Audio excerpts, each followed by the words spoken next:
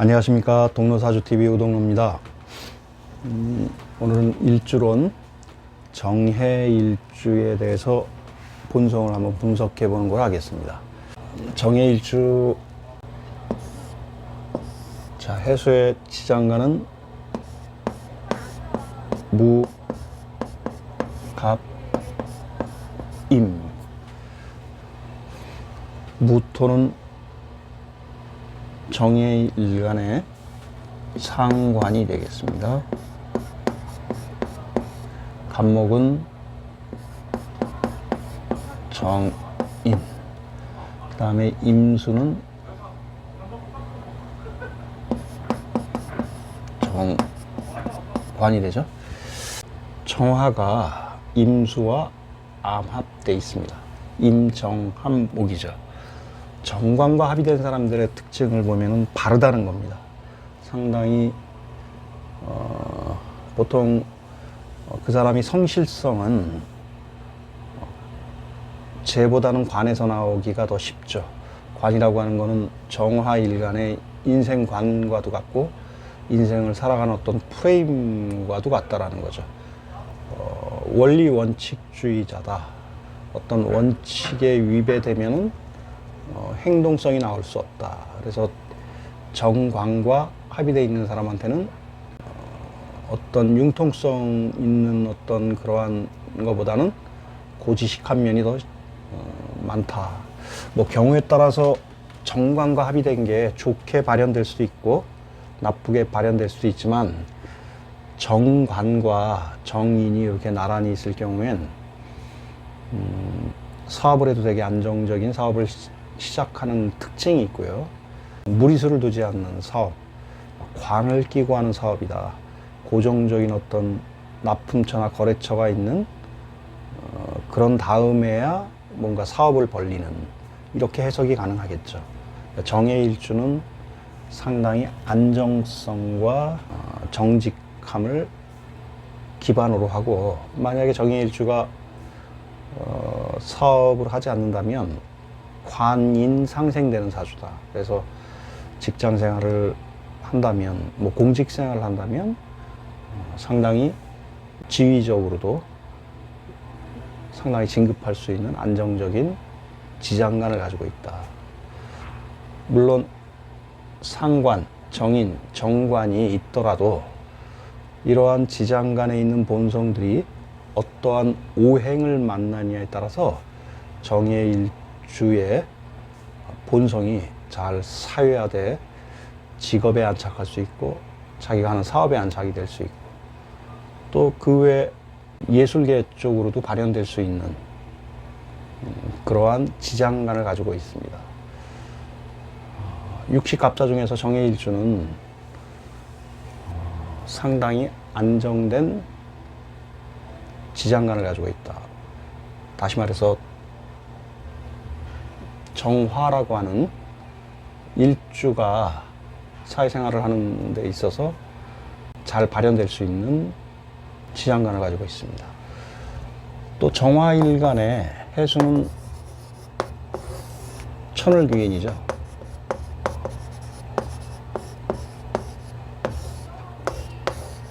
배우자 궁에 귀인이 있다.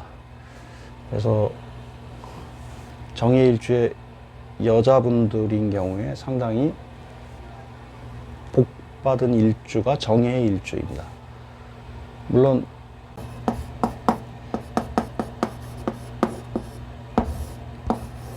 계묘 또한 천을귀인을 깔고 앉아있는 일간으로서 나무랄 수 없지만 지장간에 배속되어 있는 상관이나 정인이나 정관이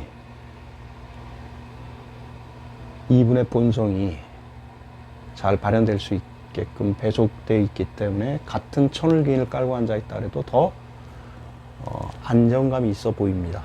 그래서 정해일주를 가지신 분들이 사주 상담을 받으러 올 때는 이분들의 어떤 욕망계, 하고자 하려고 하는 어떤 욕망계라든가 아니면 식상계, 감성계 쪽에 고민을 토로하시는 분들이 많다. 또 간혹 정해일주 건명, 남성분들이 사주 상담을 보러 올 때는 직장 내에서 진급에 관련된 사항들, 그런 것들이 궁금해 가지고 오시는 분들이 대부분이었던 것 같습니다. 정해일주는 육식갑자 중에서 정관과 암합이 돼 있다. 정관과 암합이 돼 있으면은 상당히 원리원칙주의자고 성실함의 척도에 있어서 다른 일주보다 더 길한 쪽으로 발현할 수 있다. 물론 청간과 지지가 옆에서 어떻게 작동하느냐에 따라서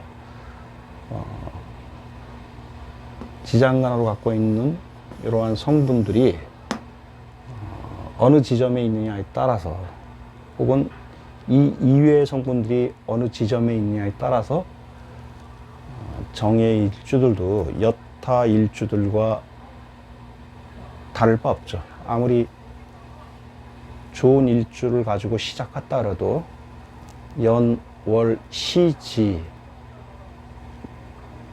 청간과 지지들의 배합이 잘 되지 않았을 경우에는 그 아무리 천을 귀인을 깔고 앉아있다 그래도 그 귀인의 역할을 하지 못하거나, 혹은 이러한 본성이 사회화돼서 직업을 갖는데 상당한 핸디캡으로 작용할 수도 있겠습니다.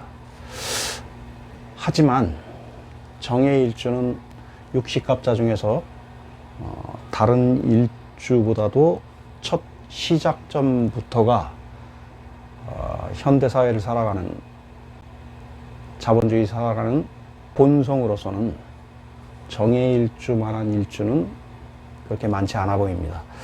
그러면 오늘도 정해일주를 가지신 분의 사주를 법륜도에다 놓으면서 그분의 운을 한번 우리가 감명해 보는 걸로 하겠습니다.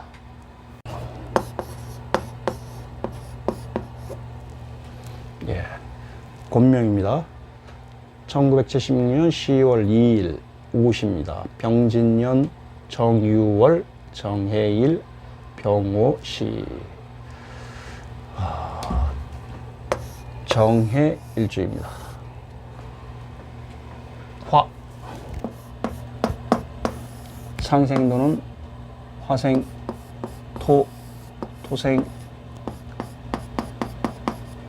금, 금생, 수, 수생, 목, 목생화.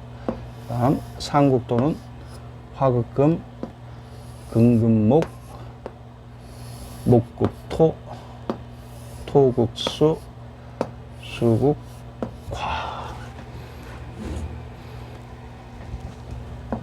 본인을 정화로 두고요. 해는 정화의 정관입니다. 그 다음에 유금은 욕망계를 나타내는데 편재로 들어와 있고요. 진토는 상관으로 들어왔습니다. 그 다음에 오화는 정화의 비견으로 들어왔고요. 병은 겁재로 들어왔습니다. 정화의 비견. 그 다음 겁재. 보면은 화의 기운이 퇴가 돼 있다고 봐야죠. 상당히 극신강한 사주입니다. 정화가 6월에 태어났으니까 장생이고요. 해는 태지고요. 그 다음에 진토는 쇠지가 되겠죠. 그 다음에 오화는 걸록이 되겠습니다.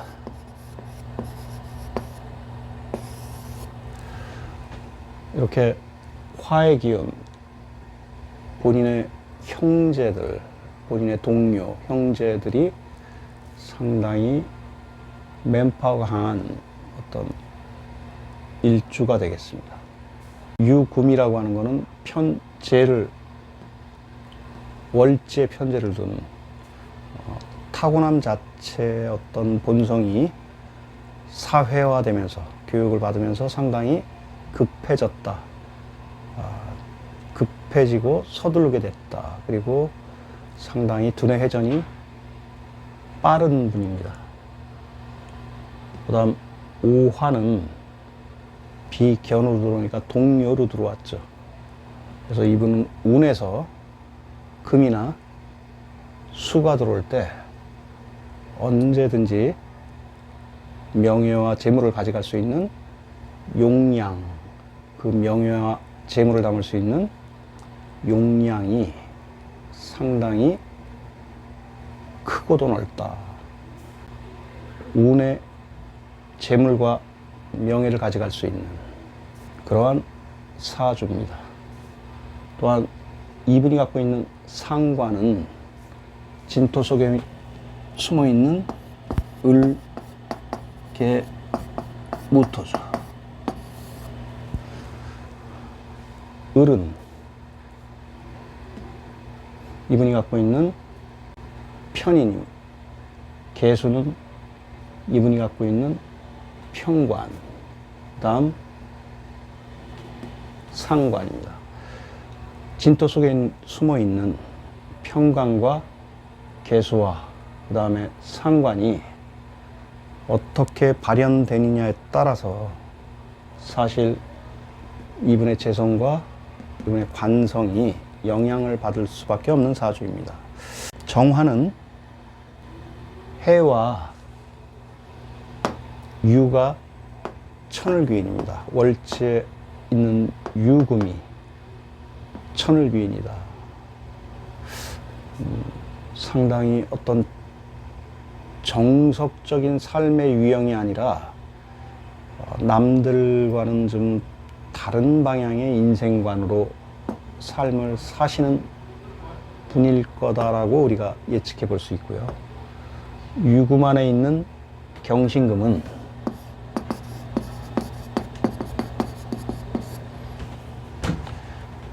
그러한 두뇌 회전 속에서도 상당히 정체, 간결하고 정리정돈이 잘 되는, 순발력이 있더라도 상당히 시행착오를 덜 할 수 있는 정체의 성분도 있기 때문에 여자로서의 두뇌 회전력은 타의 추종을 불허하지 않을까 생각이 듭니다. 사주 내 천을귀인이 유금과 해수가 상당히 영향을 미치고 있습니다. 이 정도 천을귀인이 월지와 일지에 영향을 미치고 있다면 굳이 배우자가 없더라도 충분히 노후를 건강하게 보낼 수 있는, 육체적으로나 정신적으로나 건강하게 보낼 수 있는 그러한 녹재가 있다. 편인이 진토 속에 있는, 그래서 어느 운에서 이 편인과 합이 들어올 수 있는 그러한 운이 온다면 이분은 상당히 두각을 나타낼 것이다. 그게 노래 쪽이든 음악 쪽이든. 이분의 직업은 노래를 부르시는 분이 아닌가 생각이 듭니다. 예, 그럼 오늘은 정해일주 1976년 10월 2일 오시에 태어난 요 사주를 법륜도에 넣어서 감명을 해봤습니다. 상당히 본인의 역량이 대단하신 분이죠. 편재와 정관이 있는, 정관 정화가 해수에 있는 임수와 암합이 돼서 목이 되는, 이분이 사업을 하지 않고 혹은 자기 개인 사업을 하지 않고 직장에 들어갔다면 승승장구하는 사주가 아닐까 생각이 듭니다. 단 운에서 이분의 운이 암합되어 있는 관과 관을 더 생해주는 금을 만났다면 아마 이분은 공직이나 직장 생활에 더 가까운 그러한 일생을 보냈지만 진토 속에 숨어 있는 을목이 이분의 영향을 주었다면 직장 생활보다는 보다 더 자유스럽고 보다 예술적인 어떤 일에 종사할 확률이 더 높았을 것입니다. 어쨌거나 이분은 어느 대운에 드느냐에 따라서 명예와 재물이 상당한 편차를 가지고 있다. 그래서 이분은 운이 와야 재물과 명예를 가져갈 수 있는 건명입니다. 어쨌거나 이분의 역량은 타의 추종을 불허하는 것 같습니다. 감사합니다.